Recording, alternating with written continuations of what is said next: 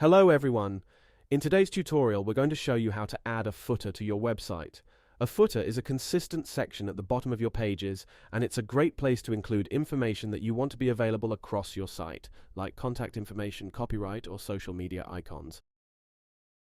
First, navigate to the bottom of your admin panel and click Add a Footer.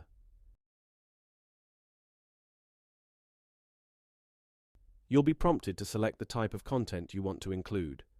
Many options are available, like call to action, sub-menu, or logo section.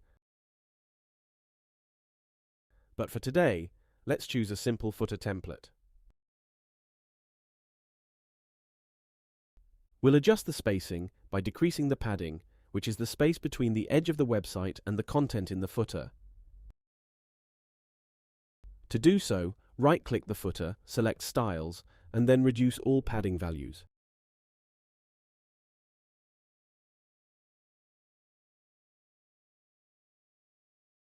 Here, we could edit other settings for this section.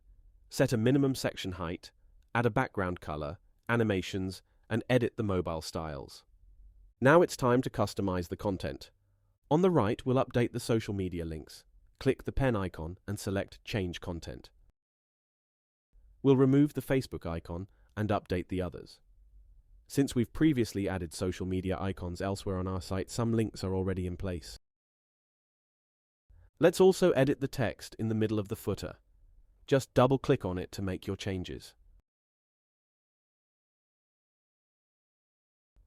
Once that's done, we'll preview how it looks on other pages.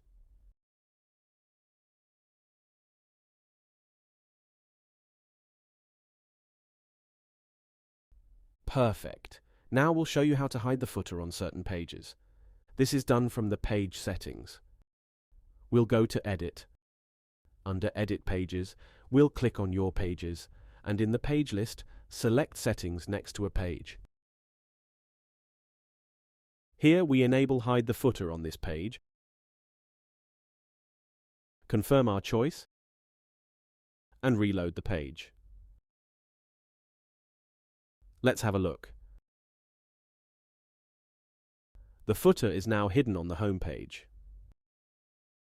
That wraps up our guide on adding and customizing the footer on your website. Stay tuned for more tips and tricks in our upcoming tutorials.